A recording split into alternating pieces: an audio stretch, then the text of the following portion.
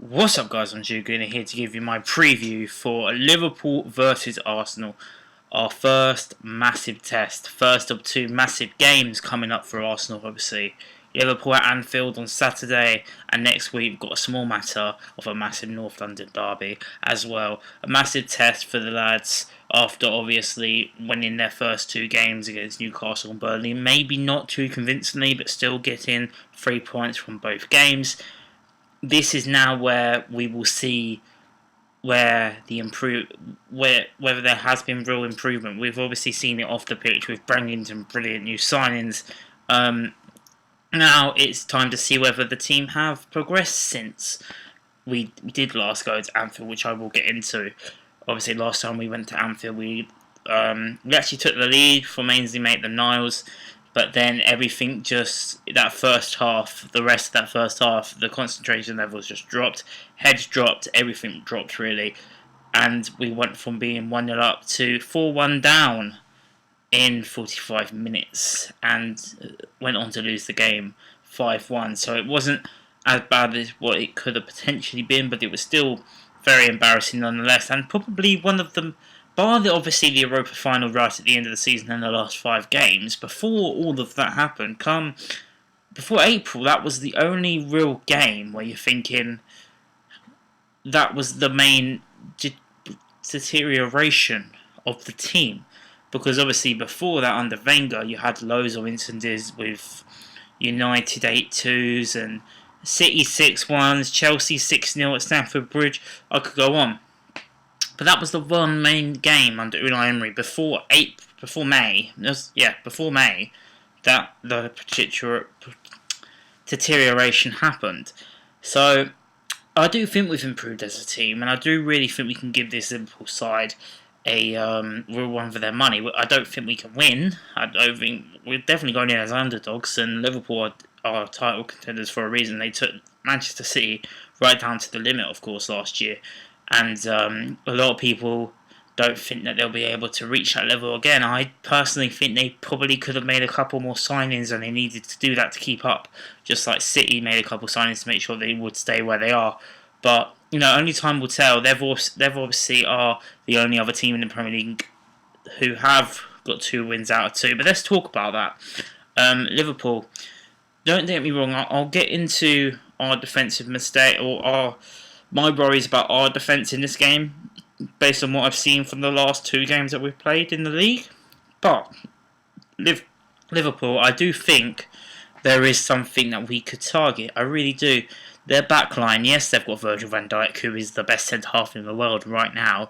I think no one else can, really dispute that. That's a fact. But this high line that Klopp seems to be persisting on doing, I do think could really catch them out in this game. And I do think if we play on the counter-attack, really try and absorb as much pressure as we can, but not too much. We don't want to over-respect them, but then attack when we know we can do. And we actually did do that in the game at Anfield last season. But, like I said, their attack was just too strong, our defence fell apart, and the game was just done in about half an hour, and there was nothing we could really do about it. Concentration and patience is very key, but like I'm saying, with this Liverpool team, yes, their first game, they beat Norwich by 4, that was 4-1, but Norwich were very, very good, and 4-1 definitely did flatter Liverpool in that game. There were times where Norwich were literally cutting their defence open, and this was a newly promoted Norwich City side who do play some great football, but they shouldn't be getting past a Champions League winning defence like they did on the opening game of the season at Anfield as well. So based on that, I do really think we can get a lot of chances. It's just a matter of us taking those chances, and that is also the key, being very clinical. We're not going to get a lot of chances, but if we do, we have to take them. And that's exactly what Spurs did last week against Manchester City. They had literally 3 chances in the game, and they scored 2 out of those 3, and they got a point at the Etihad. That's what you have to do, and I think that's also what we have to do at Anfield if we really do want to get something out of this game. But like I'm saying, the Norwich game, there were times where Pukki scored a great goal, but there were times where they could really have scored maybe 1, 2, maybe even 3 in that first half before Liverpool did turn it up a gear and they ended up winning the game, of course. So very similar to the Arsenal game last season, actually, the way that Liverpool did kind of turn on the screw and it, game done, so we don't need to worry about it. Against Southampton, a bit of a different story. Obviously, fatigue was there because of the game that they had 3 days before in Istanbul against Chelsea in the Super Cup. So we knew that they weren't going to be 100% in that game, but they still managed to get the game won. A lot of Liverpool fans, I was saying, weren't very convinced by the Southampton game, but obviously because of the 3-day thing and just coming back from Turkey, it's kind of understandable. You get the 3 points, that's that. Obviously they would have recovered from that by now. And obviously they only beat Southampton 2-1 as well. But in that Super Cup game, there were signs, like I said with the Norwich game, they only drew against Chelsea, and obviously Liverpool won on penalties, but Pulisic really knew how to attack the defence, and Giroud was clinical, just like he was in the Europa final. And I think if we take on, I think we'll 100% get chances in this game. We just need to take them and be patient off the ball as well as on the ball. And I do think, I'm just going to name this front four that started at Anfield in last December of last year that we lost 5-1. We had Maitland-Niles on the right midfielder. Now, Maitland-Niles was obviously come leaps and bounds the last couple of years. I've mentioned his versatility, especially against Burnley, but he isn't a right winger. We know that. And also she shouldn't have been good enough, and he isn't good enough to sort of start in our attack in any game, let alone live against Liverpool at Anfield. We had a Roby on the left. Now, obviously you guys knew my thoughts of us letting go of Roby. Bottom line is, we got £40 million for him. It was a great investment by the club, and it was a player who, based on us signing Pepe, wasn't going to be in our starting 11. So £40 million for a player who's effectively going to be coming off the bench and trying to impact a game is actually really good business. And I've gotten over that now, and I actually, I'm fully on board with why the club did sell Iwobi. They just couldn't turn down the money.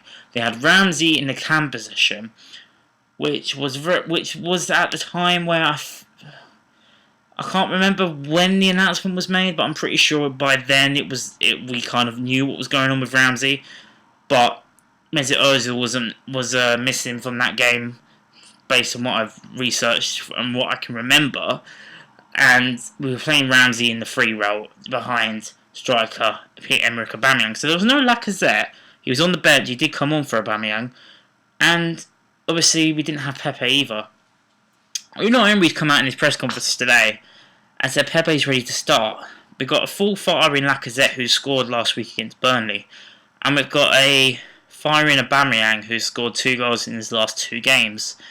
That front three of Pepe, Aubameyang and Lacazette, if we can really get them to gel, and I know they didn't gel that great against Burnley, it's going to take time.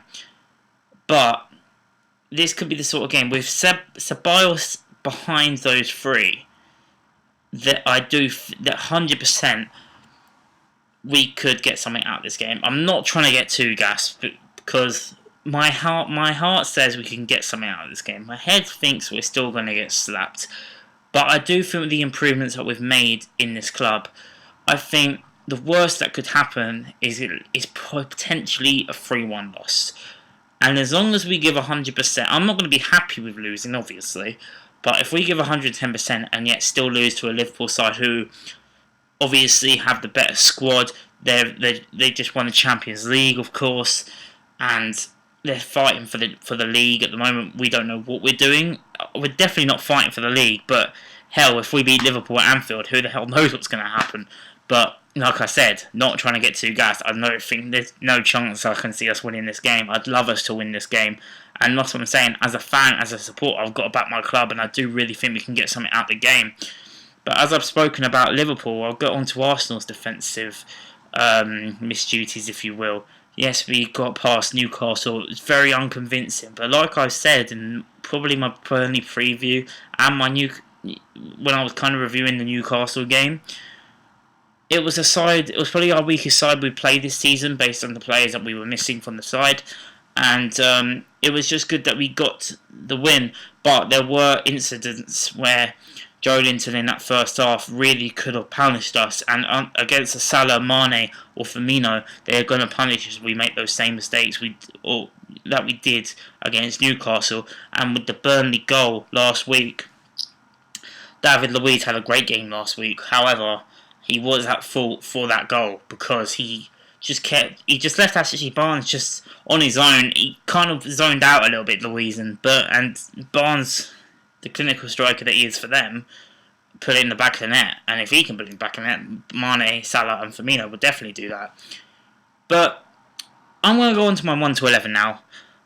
I'm actually going to tell you the back four that faced Liverpool in December, which was Lichtsteiner at right back, Mustafi, who's almost certainly out the door, Socrates, and Kolasinac, who, as you guys all know my feelings of Kolasinac, he's not a left back. So we played a back four in that game, and I think we'll do it again. I think we should do it again, based on our improvements that we've made in the side. So in goal, I'm going to go with the same goalkeeper who started that game, which was Bernd Leno, our number one goalkeeper in the Premier League. He's our like I said, he's our number one goalkeeper. He's just started every league game. So Leno's in goal.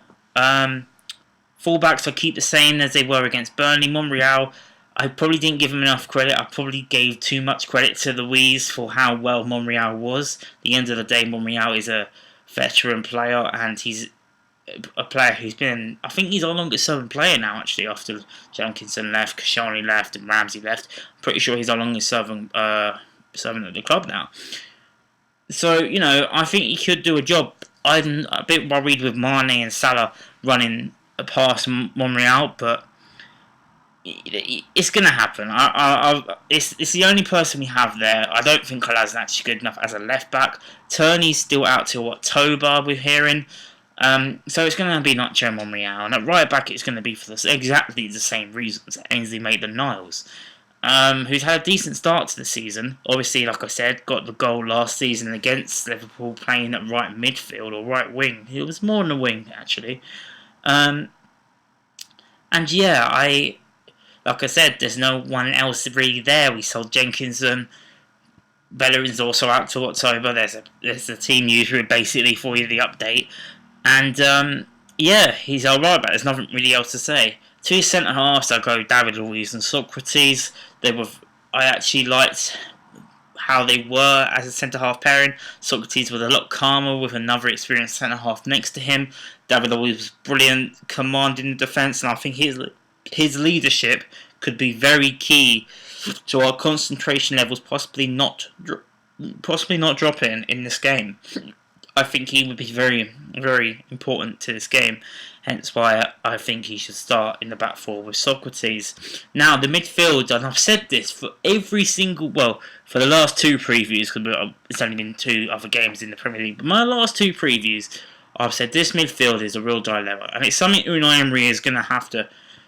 It's great for a manager to have so many midfield options. It's a headache to predict. I can't imagine what it's like for the manager to predict, because obviously he's the one who's getting paid to make these decisions.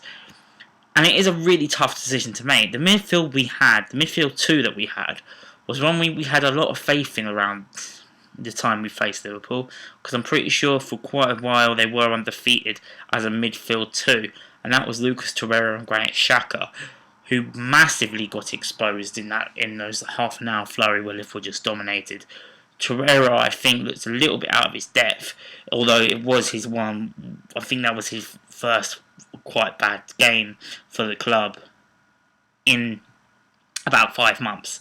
Then he's only just gone to the Premier League. That was the main reason, and everyone just said, okay, that's fair enough. I do think Torreira should start this game. I know he hasn't had a lot of minutes. I know he's only just come back for Copa America, but we need someone who's going to really take Liverpool. And based on what happened in the home game when we drew 1-1 at the Emirates, if he can put that sort of performance in, well, he did outperform Fabinho in that game, who was obviously Liverpool's defensive midfielder. I do think he could be crucial in this game. And the fact that we're playing a back four and not a back three in my 11 anyway, I think he could be crucial to when there we do lose the ball from the attacking midfield, he could be crucial in getting the ball back and putting it back into the attack, and also helping out the defence when we need it, and possibly that going into a back five, maybe Lucas Torreira going a bit deeper to help out the defence when they are going to be under a hell of a lot of pressure at Anfield against Liverpool. But next to him, for the exact same reason I've said Lucas Torreira, I'm going to go for a player who is apparently very close to signing a brand new contract with Arsenal, a player who I think fully deserves a new contract at Arsenal, and that's the 19 to 20-year-old now, Matteo Guendouzi. I think he's been great in the last 2 games that he's been playing. I really do. I think he's been quite underrated in the last couple of games. Not many people have mentioned him, but I do think, and the two in midfield are young, they're hungry, they've got legs about them, and they have got the ability to stop attacking players. Whether they can stop one of the best front threes in the world right now, that's another story. But I think it would be perfect. Yes, Xhaka's just come back from injury. Ozil just come back as well, but he's not going to be mentioned in this midfield too, obviously. Like I said, I think Xhaka got immensely exposed last season, and I'm worried about the same thing happening again. And I think Guendouzi deserves his chance. I know he came on in the second half against Liverpool last season, but he didn't get the chance to start. And I do think that midfield two should be Torreira and Guendouzi. You could also ask that this is very harsh on Willock, who isn't going to be in my attacking midfield. I do think it could be one game too many, and we don't want a player who's young and up and coming to get exposed at a young age and basically could just kill off his confidence. I think it'd be a great player to possibly bring on in the second half for more extra legs in midfield, but I do think it most likely could be one game too many for Joe Willock, unfortunately. Maybe I'm wrong, maybe they do give him a chance, and maybe he does absolutely smash it, which would be great. But personally, I just can't see it happening. I could see Willock missing out, being on the bench as well as Xhaka, and I'm going for Carrera and Guendouzi, a partnership who also know each other quite well from last season. Now, attacking midfield, I could not praise this guy enough. Ozil, yes, he's just come back, but he's going to have to earn his spot back, because Dani Ceballos, if he can do some of the stuff that he did to the Burnley players to a Liverpool side, I think he could be the key to unlocking our front three that I'm about to mention.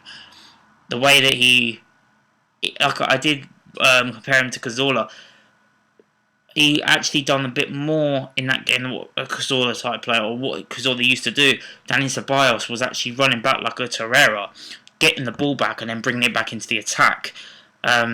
He's almost like a more attacking Lucas Torreira in that sense, really, with his skills and his chances and his brilliant passes as well. The way he just ran the game against Burnley was absolutely outstanding. And I think you'd be an idiot, really, to not put him in this side against Liverpool. Just thinking about it, it just excites me the way that he goes past players. It's just amazing to have a young, exciting Spanish midfielder in our ranks once again. I think we've missed it. We really have. It's in the DNA of Arsenal, really. Passing a brilliant football, beautiful football, running a game.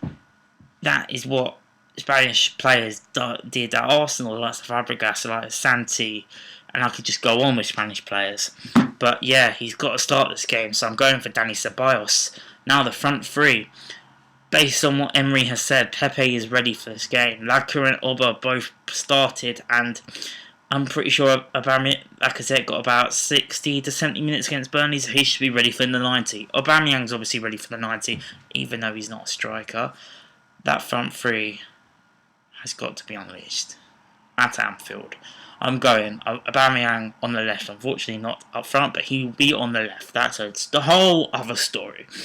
Pepe getting his full debut at Anfield, go out and shine, and Lacazette up front. With Ceballos in behind, I do think we can really, really scare this Liverpool side. But like I said, I think it'll be very difficult. Concentration will be absolutely key in this game to getting anything, because as we know with this Arsenal, or with Arsenal of the past, especially last season, as I mentioned, that game at Anfield, which I keep mentioning because it is important to mention, that we are a very different team from the team who did lose at Anfield. But it's time for the players to actually come out and prove that we are.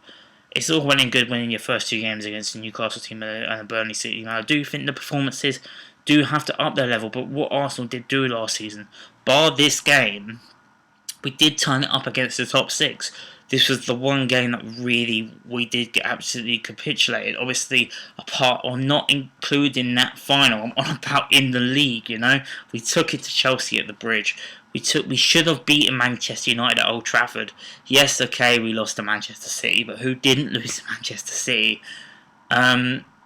We got a point and really should have won at Wembley away to Spurs. Obviously, we beat Spurs at home, we beat United at home, we beat Chelsea at home, we drew to Liverpool at home. Okay, we lost against City at home, but it was in Emery's first home game or his first game for Arsenal, so that was always going to be difficult. You guys get my point here, right?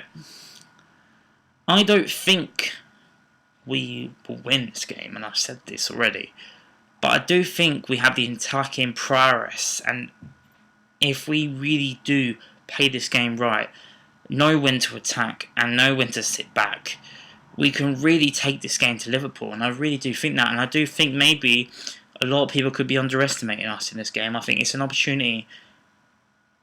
And some of the players like Aubameyang, Lacazette, Torreira, Socrates, Leno, who wouldn't really have an impact because he's in goal, but you get my point. They won't want the same thing to happen again. And if it does happen again, I will be really, really annoyed. But as long as this team gives 110%, win, lose or draw, I will not complain. Because like I said, if this Liverpool team turns up, who again, as well as us, we've not seen their best. We've not seen Liverpool at their best yet, and we've not seen Arsenal at their best yet. If Liverpool turn up on Saturday at their full throttle best, and Arsenal do as well, Liverpool winning this game. I'm not. It's not rocket science, but the thing is, our best has got to stop their best.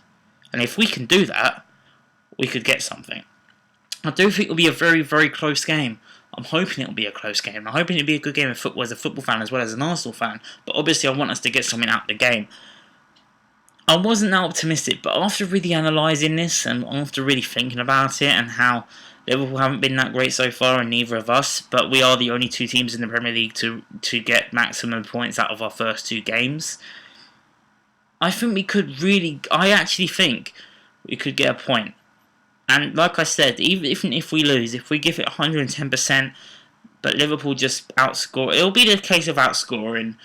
Yes, we have to be patient and I do think that 6 of Maitland-Niles, David Luiz, Socrates, Monreal, Guendouzi and Torreira will be the ones that will have to stay back.